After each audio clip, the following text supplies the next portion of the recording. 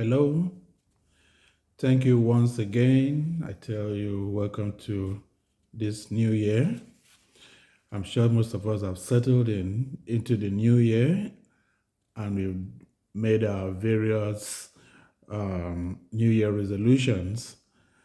For today, I need to treat something that a lot of people have asked me to look at. It deals essentially with intercultural communication or cross-cultural communication, especially for those of us and those of you who want to JAPA, as we say it in Nigeria.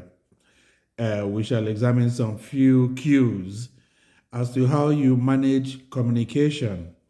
And now it becomes even worse if you're moving over to a country where they do not speak English language, you know.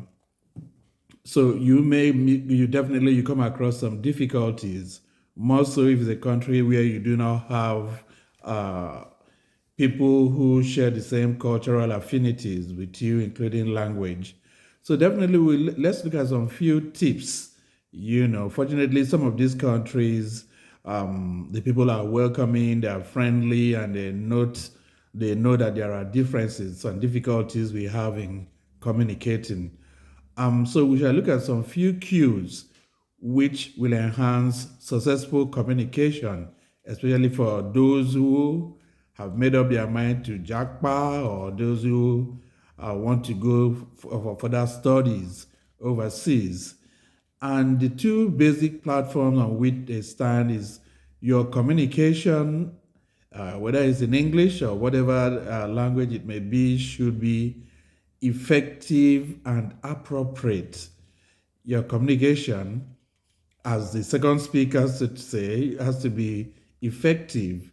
You go straight to the point, and it has to be appropriate, whereby whenever you're through with communication, including the gestures and signs you make, you will be understood.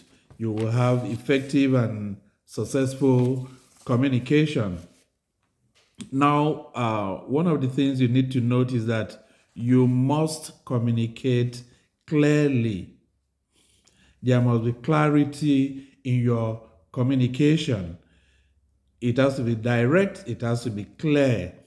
The person you're talking to needs to know what you're talking about or what you're asking about. You do not beat about the bush, you do not go into what you don't understand. And don't also forget that cultures are different. So, what you may be saying, your gesture may even mean something different to the person. So, as much as it is possible with you, you go straight to the point. It could be something like, let me use your book, or pay me my money, or get the cup. Whatever it is, it has to be clear and to the point. And the other thing is you have to understand that the person you are talking to or the person you are communicating with does not necessarily understand you. So you do not impose your values, so to say, on the person, on the speaker, or even the hearer. So there has to be that freedom, that level of freedom of action on the part of the person you're talking to at that point in time.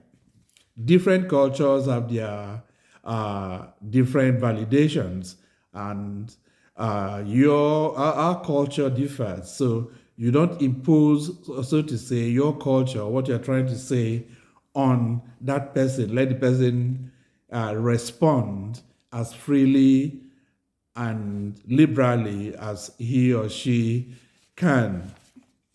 Are we there? Then the next thing in communicating, which is useful for wherever you may be, at home, wherever, or overseas, is you have to have consideration for the hearer, the other communicators' feelings. You have to have consideration for how the person will feel in your communication. In communicating, you have to help, so to say. You have to help the hearer, to make you understand, and it comes in different ways, a level of eagerness on your own part. It could be a friendly face, it could be a level of empathy on what you're trying to get across. You don't carry on like the person must understand you. No, you're in a different culture, you're in a different environment, values are different, facial expressions are different, and the person doesn't necessarily owe you. You want to get across and you want something to be done for you. So you have to have a feeling for the other's feeling. You have to empathize. The message has to be implied, so to say. You do not give a direct order when you're engaging in that kind of communication, but rather you imply it. There's implication to create understanding. And when that happens, both of you will be better for it. And the other thing is that you do not want to come across as maybe they call it a hostile communicator. You do not want the person you're discussing with to disapprove of your person and of your communication.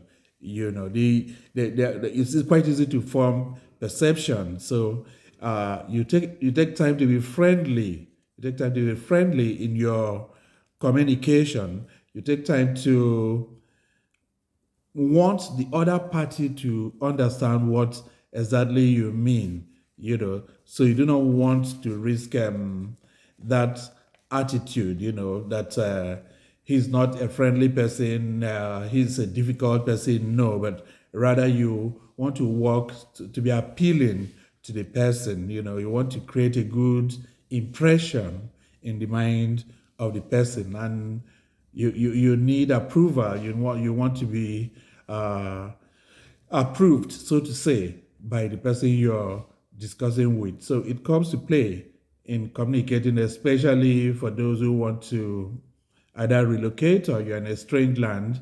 You have to have that in mind. Also, note that the person you're communicating with is in a state of difficulty. There are certain constraints. The person may not understand your gestures, the person may not necessarily understand your accent. So, as much as it is possible, you have to be self effacing, so that you come across as a friendly person, as a considerate person, as somebody that somebody will want to be with, so to say, which includes to communicate with. Then the other dimension is effectiveness.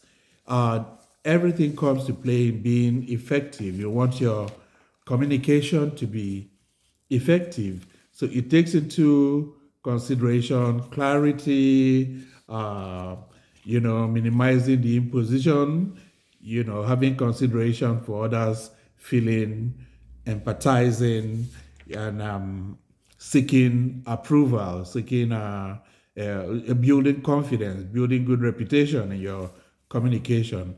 All these things, when you're able to achieve it, you would have achieved effectiveness. Your communication will flow. You will gradually break the cultural boundaries in your communication, and you will generate a level of understanding which will enable you to settle in wherever you may be.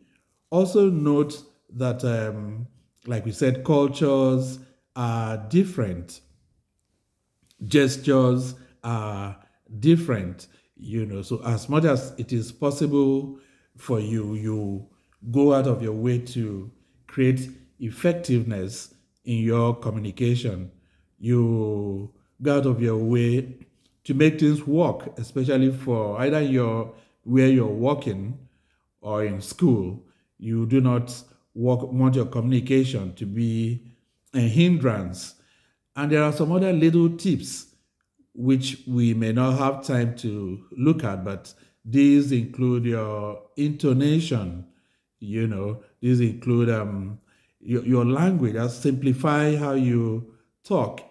Some people may not necessarily speak English, so to say, as well as you do. So you simplify it. You use the everyday one. Learn the culture of the people where you are. Not necessarily the peripheral one that everybody comes across, but the inner culture. And this you can achieve by reading books, by being very observant, and by going to those places where they are want to be free and to know themselves. So when you learn somebody's culture, half of the communication needs will be solved. Thank you very much. I am still Dr. Godswill Oki. Communication Moments. Please subscribe. Subscribe for your conferences, for consulting purposes, for talks, lectures. We are available and we shall do that. We are definitely going to do a lot more this year, and which includes having a town hall, so to say, a virtual town hall where we'll discuss and share thoughts, Thank you, subscribe, and have a very good day. I will get back to you next, soonest than you know.